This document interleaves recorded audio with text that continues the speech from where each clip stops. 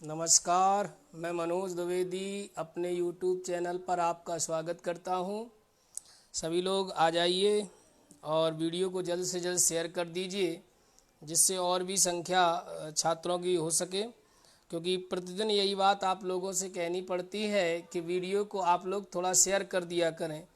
अरे शेयर करने से थोड़ा मोटिवेशन बढ़ता है और थोड़ा इतनी ऊर्जा के साथ जब आपको पढ़ाता हूँ, फुल कॉन्सेप्ट में आपको एक एक चीज़ को समझाता हूँ, तो आपका भी दायित्व बनता है कि आप इस वीडियो को शेयर कर दिया करें। जब ज़्यादा से ज़्यादा लोगों तक ये क्लास पहुँचेगी तो ज़्यादा से ज़्यादा लोग इससे लाभान्वित होंगे। ठीक है, तो हम चर्चा करते हैं समय बर्बाद न करते हुए। कल के पिछली क्लास में हम लोगों ने एकांतर वृत्तखंड से संबंधित कंडीशन को जाना। हम लोगों ने जाना कि एकांतर वृत्तखंड क्या है। देखिए, अगर हम सिलेबस की बात करें, देखिए स्पर्श रेखाओं में जो क्वेश्चन लगभग बनते हैं वो एकांतर वृत्तखंड से बनते हैं। अभी मैं एक इम्पॉर्टेंट है कि काफ़ी चीज़ें जो हमारी हैं वो बुक्स में नहीं होती हैं। जैसे एकांतर वृत्तखंड की बात करें, एकांतर वृत्तखंड की जो प्रमेय हम लोगों ने कल की क्लास में प्रूव की थी, हमारे सिलेबस में नहीं है। लेकिन एकांतर वृत्तखंड से जो प्रश्न बनते हैं, जो मिश्रित प्रश्न हमारे एग्जाम में आते हैं, एकांतर वृत्तखंड की प्रमेय बहुत ही इम्पॉर्टेंट है, इसलिए हमें इसको समझना जरूरी था। आज हम कुछ प्रमेय तो प्रूव करने के लिए नहीं आती हैं, लेकिन बल्कि उन प्रमेय को समझ करके हम प्रश्नों को जरूर हल करेंगे, तो उन कंडीशंस को हम लोग समझेंगे। आज हम दो कंडीशन को बहुत ही महत्वपूर्ण है उनको समझेंगे। पहली कंडीशन, पहली प्रमेय कंडीशन क्या है, ये थ्योरम्स हैं। अब चूंकि ये थ्योरम्स हमारी सिलेबस में नहीं है, मतलब प्रूव करने के लिए एग्जाम में नहीं पूछी जाती, लेकिन इन थ्योरम के प्रयोग से प्रश्न बराबर बनते हैं। इसलिए हमें सबसे पहले इस प्रमेय को अच्छी तरीके से समझना होगा, और जैसे ही हम इस प्रमेय को समझ लेते हैं तो हम इस प्रमेय के प्रयोग से बनने वाले प्रश्न क्या होंगे, उन प्रश्नों पे हम लोग चर्चा करेंगे। तो हम लोग देखेंगे कि वो प्रश्न क्या है। चलिए, क्या है देखिएगा। करूं, जैसे ये एक वृत्त, देखिएगा हमने क्या किया, इस वृत्त की एक जीवा ये ए बी यहाँ पर खींच ली, ठीक है, और एक जीवा सी डी, ये हमने दूसरी जीवा सी डी को खींच लिया, और ये दोनों जो जीवाएं हैं वो पर प्रतिच्छेद कर रही हैं। ठीक है, मैंने देखा कि ये कोई वृत्त है और ये किसी वृत्त की एक जीवा ए बी है, एक वृत्त की जीवा ये सी डी है। आपने देखा कि इस वृत्त की कोई भी दो जीवाएं एक दूसरे को ये अंता प्रतिच्छेद कर रही हैं।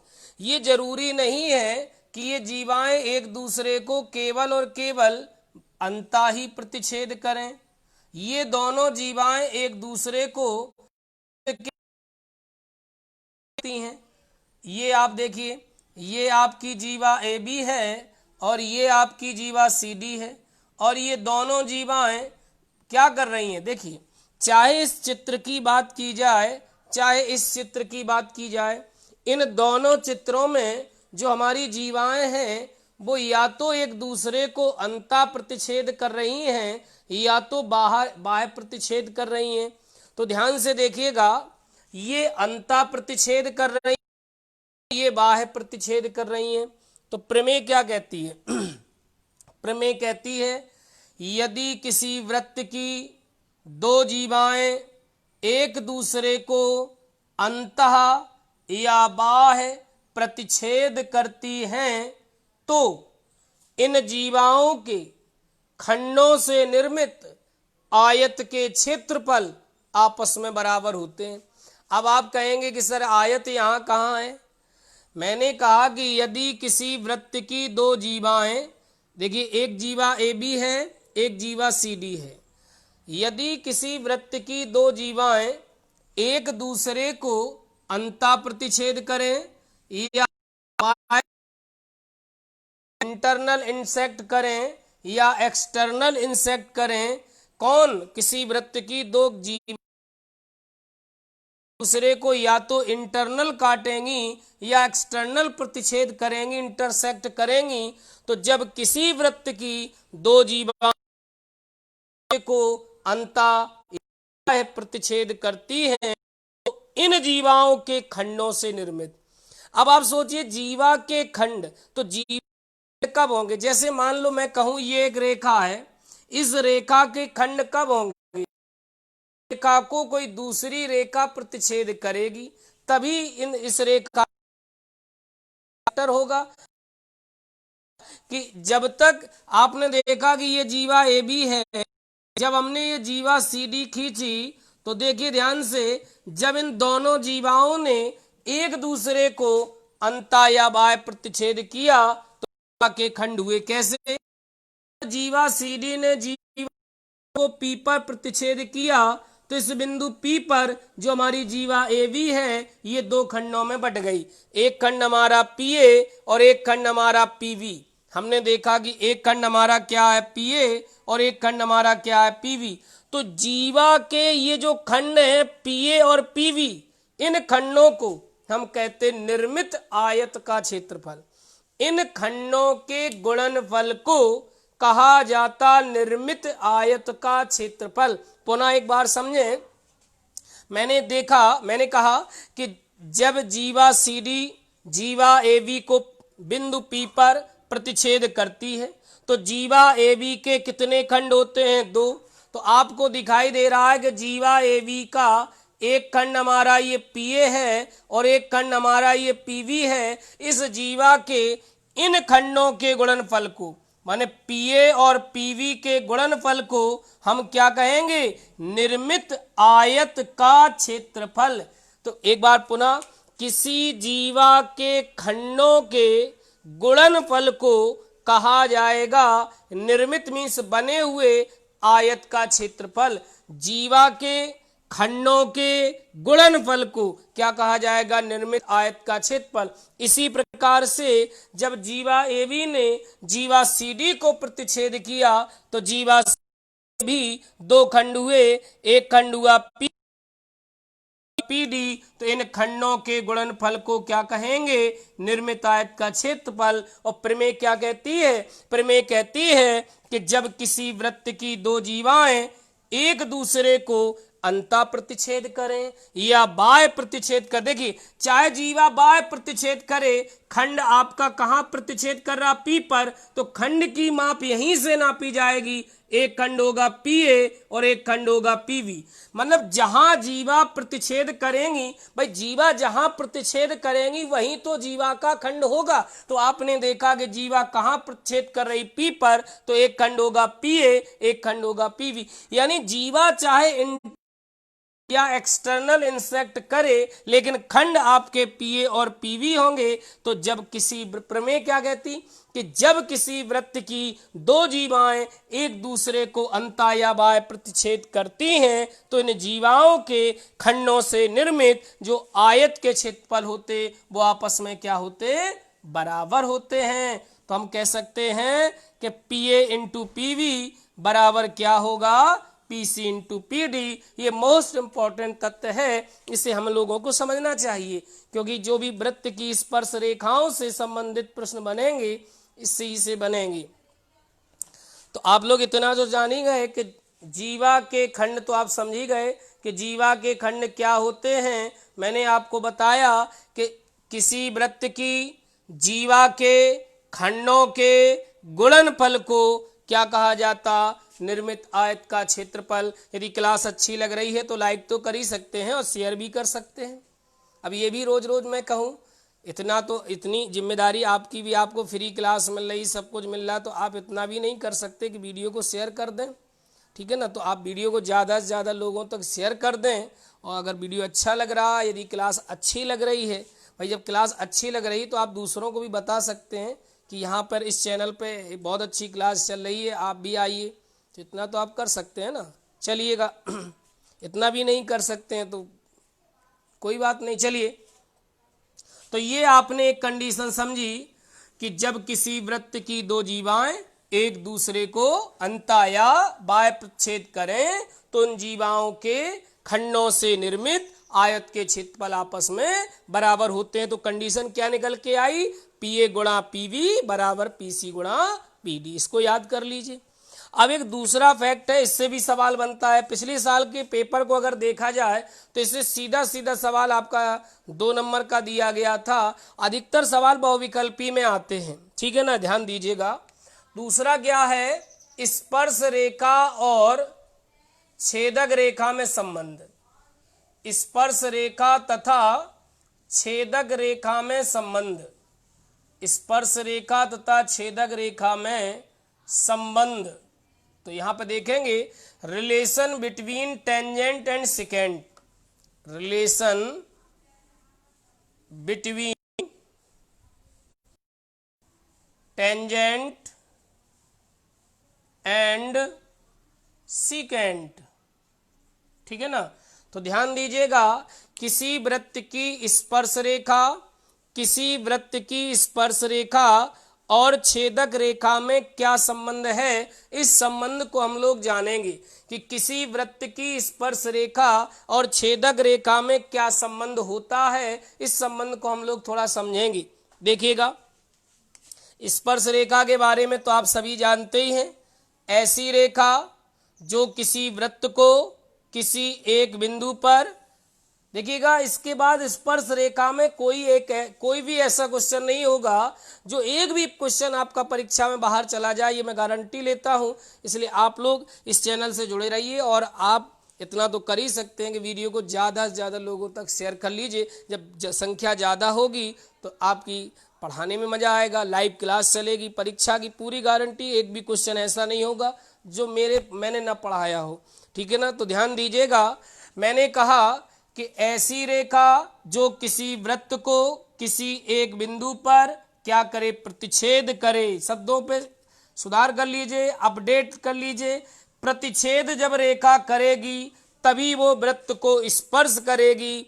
आप डायरेक्ट कह दो ऐसी रेखा जो वृत्त को स्पर्श करे, तो कोई भी ऐसी रेखा आज तक नहीं बनी जो स्पर्श कर ले, क्योंकि वह रेखा स्पर्श कर सकती है जो प्रतिच्छेद करेगी, क्योंकि प्रतिच्छेद करेगी तभी तो स्पर्श करेगी। तो ऐसी रेखा जो किसी वृत्त को किसी एक बिंदु पर क्या करे, प्रतिच्छेद करे, और जिस बिंदु पे प्रतिच्छेद करती है उस बिंदु को उस वृत्त का स्पर्श बिंदु कहते, और ये वृत्त का बाह्य बिंदु है।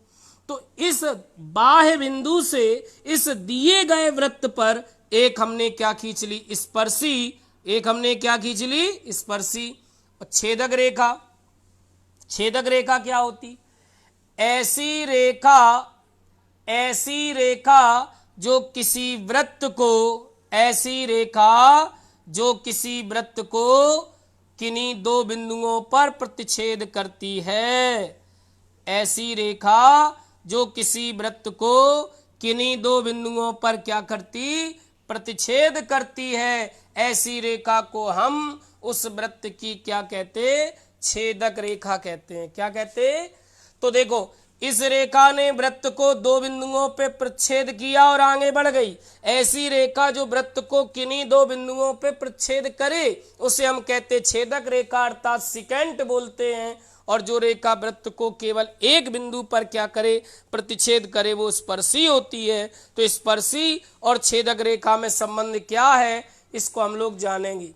किसी वृत्त की स्पर्श रेखा और छेदक रेखा में क्या संबंध है, इस संबंध को हम लोग समझेंगे। तो ध्यान दीजिएगा, किसी वृत्त की स्पर्श रेखा और छेदक रेखा में संबंध, सुने ध्यान से। किसी वृत्त की स्पर्श रेखा की लंबाई का जो वर्ग होता है, स्पर्श रेखा की लंबाई क्या है, पीटी। क्या है, पीटी। किसी वृत्त की स्पर्श रेखा की लंबाई का वर्ग बराबर होता है उस छेदक रेखा द्वारा वृत्त पर निर्मित आयत के क्षेत्रफल के। अब आप कहोगे फिर आयत क्या है, तो आयत अभी बताया, इस छेदक रेखा द्वारा इस वृत्त पर निर्मित खंडों के गुणनफल को हम कहेंगे क्या, इस छेदक रेखा द्वारा निर्मित आयत का क्षेत्रफल। तो भैया छेदक रेखा ने वृत्त को कहां कहां पे छेदा, ए पर और बी पर, यानी प्रच्छेद किया तो एक खंड पी ए और एक खंड पी वी। तो इन खंडों के गुणनफल को हम क्या कहेंगे? इन खंडों के गुणनफल को कहेंगे निर्मित आयत का क्षेत्रफल। तो ये आपकी कंडीशन बन गई, इसको आप रट लीजिए, याद कर लीजिए। किसी वृत्त की स्पर्श रेखा की लंबाई का वर्ग, किसी वृत्त की स्पर्श रेखा की लंबाई का वर्ग छेदक रेखा द्वारा निर्मित वृत्त के, छेदक रेखा द्वारा निर्मित आयत के क्षेत्रफल के बराबर होता है। अर्थात पी टी स्क्वायर बराबर पी ए गुणा पी बी, ये आपका संबंध होता है। ठीक है ना? इतना आप सब पढ़ लीजिए जितना मैंने अभी पढ़ाया, बस इससे बाहर कोई क्वेश्चन नहीं आएगा। तो अब हम प्रश्नों की श्रृंखला को हल करते हुए आगे बढ़ेंगे। चलिएगा, चलिए नोट कर लीजिए, इस चीज़ को स्क्रीनशॉट ले लीजिए। लेकिन अभी तक अगर वीडियो को लाइक और शेयर नहीं किया तो तुरंत कर दीजिएगा, और यदि चैनल सब्सक्राइब नहीं किया तो चैनल जरूर सब्सक्राइब कर लीजिए। चलिएगा आगे देखिएगा, अगले प्रश्न की ओर चलते हैं। ये तो थे सैद्धांत। अब एक्सरसाइज 10.1 की ओर हम लोग चलते हैं। ये जो हमारी एक्सरसाइज 10.1 है, ये ओरल एक्सरसाइज है। पहला क्वेश्चन देखिएगा, ओरल क्वेश्चन है। वो कह रहा एक वृत्त की कितनी स्पर्श रेखाएं हो सकती हैं? एक वृत्त की कितनी स्पर्श रेखाएं हो सकती हैं? देखिए क्वेश्चन जो पूछा गया है उसके पूछने का ढंग क्या है उसको आपने समझा। उसने कहा कि एक वृत्त की कितनी स्पर्शियां हो सकती। देखिए क्वेश्चन दो टाइप से पूछ सकता था, आपको याद होगा मैंने बताया भी था। जैसे ये वृत्त है, ये वृत्त है, क्वेश्चन दो प्रकार से, कंफ्यूज कर रहा है आपको। जैसे मैं कह दूं इस वृत्त पर एक बिंदु है, इस बिंदु से कितनी स्पर्श रेखाएं खींच सकते, ये प्रश्न अलग है। उसने कहा इस वृत्त से कितनी स्पर्श रेखाएं। भैया आपको पता है मैंने वृत्त की परिभाषा बताई थी कि एक वृत्त क्या होता, अपरिमित बिंदुओं का समूह होता है। क्योंकि इस वृत्त पे कितने बिंदु हैं जिनकी संख्या निश्चित नहीं। तो भैया जब इस वृत्त पर बिंदुओं की संख्या ही निश्चित नहीं, एक बिंदु से केवल एक ही स्पर्शी तो खिंचती। तो ऐसा तो नहीं कहा कि इस वृत्त के किसी एक बिंदु से कितनी स्पर्श रेखाएं खिंचेंगी। उसने तो ये कहा, क्या कहा कि एक वृत्त की कितनी स्पर्श रेखाएं हो सकती। तो आपको पता है कि एक वृत्त पर तो अनंत बिंदु होते हैं। कितने बिंदु होते हैं? अनंत होते हैं। तो जब अनंत बिंदु है तो अनंत स्पर्शियां खींची जा सकती। अनंत क्या खींची जा सकती? स्पर्शियां। ठीक है ना? तो ये क्वेश्चन का जवाब हो गया। एक वृत्त पे अनंत बिंदु है तो कितनी स्पर्श रेखाएं? अनंत। लेकिन एक बिंदु से कितनी? केवल एक। अगले प्रश्न में चलते हैं। कह रहा रिक्त स्थानों की पूर्ति कीजिए। क्या लिखा है? किसी वृत्त की स्पर्श रेखा उसे रेखांकित भाग दिया गया है, ब्लैंक बिंदुओं पे प्रच्छेद करती है। प्रश्न कह रहा है किसी वृत्त की स्पर्श रेखा उसे कितने बिंदुओं पर प्रच्छेद करती? वृत्त को एक बिंदु पर। किस पर? एक बिंदु पर। यह आंसर हो गया। फिर कह रहा है कि वृत्त की दो बिंदुओं पर प्रच्छेद करने वाली रेखा को क्या कहते? मैंने अभी बताया कि ऐसी रेखा जो किसी वृत्त को किन्हीं दो बिंदुओं पर प्रच्छेद करे उसे वृत्त की क्या कहते? हम छेदक रेखा। क्या कहते? छेदक रेखा। ऐसी रेखा जो किसी वृत्त को क्या करे? दो बिंदुओं पर प्रच्छेद करे उसे छेदक रेखा। फिर कह रहा एक वृत्त की समांतर स्पर्श रेखाएं, समांतर स्पर्श रेखाएं हो सकती हैं। एक वृत्त की समांतर स्पर्श रेखाएं हो सकती हैं। उसने कहा एक वृत्त की कितनी समांतर स्पर्श रेखाएं हो सकती हैं? आपको जानते हो, जैसे आपने ये स्पर्शी खींच ली, ठीक, ये इसके समांतर खींच ली, तो भैया कितनी हो सकती? आप समांतर का इधर खींच लोगे का तो क्या स्पर्शी होगी? ये क्या स्पर्शी होगी? तो एक वृत्त में कितनी समांतर स्पर्शियां हो सकती? दो। एक वृत्त में कितनी? एक ये और एक ये क्या है? स्पर्शी जो वृत्त को स्पर्श करे, ये क्या स्पर्शियां है? तो एक वृत्त में कितनी? इधर जैसे खींच ली तो एक इधर हो जाएगी। तो एक वृत्त में कितनी समांतर स्पर्श रेखाएं खींच सकते? कितनी? हम कहेंगे दो। कितनी खींच सकते? दो। फिर आगे क्या कह रहा अगले प्रश्न में? चलिए अगला प्रश्न सॉल्व करने वाला है क्वेश्चन नंबर 3। इसका एक खंड और रह गया। वृत्त तथा उसकी स्पर्श रेखा के उभयनिष्ठ बिंदु को कहते हैं। सवाल कह रहा है वृत्त तथा क्या कह रहा है, वृत्त तथा उसकी स्पर्श रेखा के उभयनिष्ठ बिंदु। जैसे ये वृत्त हो गया, ये इसकी स्पर्श रेखा हो गई, तो ये वृत्त हो गया, ये स्पर्श रेखा हो गई, ये वृत्त और स्पर्श रेखा का उभयनिष्ठ बिंदु है। बताओ इसे क्या बोलते, स्पर्श बिंदु। क्या बोलते, स्पर्श बिंदु। वृत्त और स्पर्श रेखा के उभयनिष्ठ बिंदु को क्या बोलते, टेंजेंट पॉइंट, स्पर्श बिंदु बोलते। क्या बोलते, स्पर्श बिंदु। चलिए अगला सवाल देखते हैं। क्वेश्चन नंबर 3 एक्सरसाइज 10.1 का क्या दिया गया। क्वेश्चन नंबर 3 सवाल कह रहा है 5 सेंटीमीटर त्रिज्या वाले वृत्त। चलिए बना लीजिए। ये हो गया एक वृत्त, ये हो गया वृत्त का केंद्र, ये हो गई वृत्त की त्रिज्या। कह रहा 5 सेंटीमीटर त्रिज्या वाले वृत्त, 5 सेंटीमीटर त्रिज्या वाले वृत्त के बिंदु P पर खींची गई स्पर्श रेखा PQ, ये बिंदु P है और इससे खींची गई स्पर्श रेखा ये हो गई PQ। केंद्र O से जाने वाली, केंद्र O से जाने वाली रेखा Q से मिलती है। O से जाने वाली ये रेखा हो गई, ये Q से मिल जाती है। कह रहा OQ दिया गया 12 है। OQ कितना दिया गया, 12 सेंटीमीटर। तो कह रहा PQ की माप ज्ञात करिए। क्वेश्चन ये कह रहा, क्या कह रहा है, PQ की माप ज्ञात कीजिए। किसकी माप निकालना है, PQ की। चलिए निकालते हैं।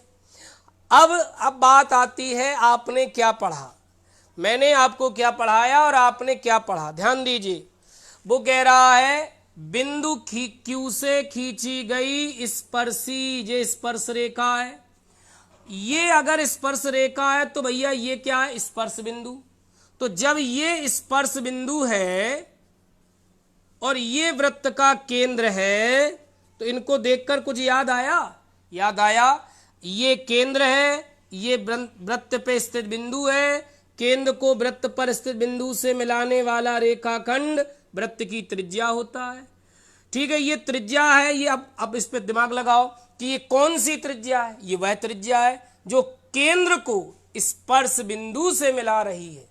तो आपको पढ़ाई गई थी प्रमेय पहली कि किसी वृत्त के केंद्र को स्पर्श बिंदु से मिलाने वाली त्रिज्या सदैव स्पर्श रेखा पे क्या होती, लंब। इसलिए ये कोण कितने का हो जाएगा, 90 का हो जाएगा। कितने का, अब 90 को देख करके कुछ याद आया होगा। 90 को देख करके कुछ याद आया कि एक समकोण त्रिभुज हो गया। और जब समकोण त्रिभुज को देखकर कुछ याद आया, मैंने बताया था कि जब समकोण त्रिभुज कहीं भी तुम्हें दिख जाए तो वहां ध्यान दीजिए क्या लगेगी, पाइथागोरस प्रमेय। क्या लगेगी, पाइथागोरस प्रमेय। क्या लगेगी, पाइथागोरस प्रमेय। और पाइथागोरस की प्रमेय क्या है, कर्ण स्क्वायर बराबर लंब स्क्वायर प्लस आधार स्क्वायर। किसी समकोण त्रिभुज में समकोण के सामने की जो भुजा होती है वो कर्ण होती है। तो कर्ण क्या है, OQ, लंब क्या है, OP, और आधार क्या है, PQ। चलिए मान रखिए OQ है 5, 5 का वर्ग 25, OP निकालना, OP कितना, सॉरी OQ कितना है 12, 12 का वर्ग 144, OP 5 का वर्ग 25 और PQ निकालना है। 25 को लाइए बाएं पक्ष में, काय का हो गया, माइनस का। चलिए घटाइए, 14 में से 5 गए 9, ये हो गया 3, ये हो गया 1 बचा 119 बराबर PQ स्क्वायर। कितना हो गया, PQ स्क्वायर। ठीक है, PQ स्क्वायर। अब स्क्वायर हटाइए तो इस पर क्या चढ़ जाएगा, रूट 119। चाहो तो इसका वर्गमूल ले लीजिए 119 का, कितना आ जाएगा, चलो ले लेते हैं 119 का वर्गमूल। जोड़ा बना लीजिए, ठीक है ना, एक जोड़ा, एक बचा। वर्गमूल में पाड़े हमेशा वर्ग से पढ़े जाते, 1 एकम 1, ठीक है ना। यहाँ 0 बचा, 1 यहाँ लिखा, 1 ही जोड़ दो, 2 हो गया। जोड़ा डाल लो 19 का। अब यहाँ कितना लिखा है, 2 अंक है, तो ऊपर के 1 अंक में भाग देंगे। तो जब यहाँ भाग नहीं जाएगा तो कितना होगा, बारंबार 144 होता है लगभग। देखिए ध्यान दीजिए, इसका वर्गमूल कितना आएगा, देखिए 11 का वर्ग होता है 121, 11 का वर्ग होता है 121 होता है ना, 11 का वर्ग होता है 121 और ये 119 है, तो मान लीजिए 10.8 या 10.9 करीब आ जाएगी भुजा, तो ये पी क्यू हमारी निकल आएगी। ठीक है, चलिएगा। तो इस प्रकार से हम लोगों ने एक्सरसाइज 10.1 के, नहीं सॉरी ऑप्शनल क्वेश्चन था ये, इसका आंसर यही दे रहा है 119, लेकिन अगर आप मान निकालें, ऑप्शनल क्वेश्चन था बहुविकल्पी, रूट 119 ऐसे ही दिया है, अगर आप इसका वर्गमूल लेना चाहें तो 121 का वर्गमूल आता है 11 और इससे 2 ही तो कम है, तो लगभग 10.8 या 10.9 हो जाएगा, क्योंकि 11 का वर्ग 10 और 11 के बीच में तो ऐसी कोई संख्या होती नहीं है जो पूर्ण वर्ग हो, तो 10 का वर्ग तो हो गया 100, 11 का वर्ग हो गया 121, क्या 10 और 11 के बीच में कोई पूर्ण वर्ग संख्या है? नहीं है। तो ये मान जो होगा वो 10 से तो ज्यादा होगा लेकिन 11 से कम होगा, लेकिन कितना कम होगा? तो 10.5 भी नहीं होगा, लगभग 10.8 हो जाएगा। ठीक है ना, अप्रॉक्स। चलिए, ये एक्सरसाइज आपकी खत्म होती है। यदि आप लोगों ने इस वीडियो को यदि शेयर नहीं किया तो शेयर कर दीजिए, लाइक कर दीजिए, यदि इस चैनल पर नए हैं तो सब्सक्राइब कर लीजिए। ठीक है, थैंक यू, धन्यवाद, ओके।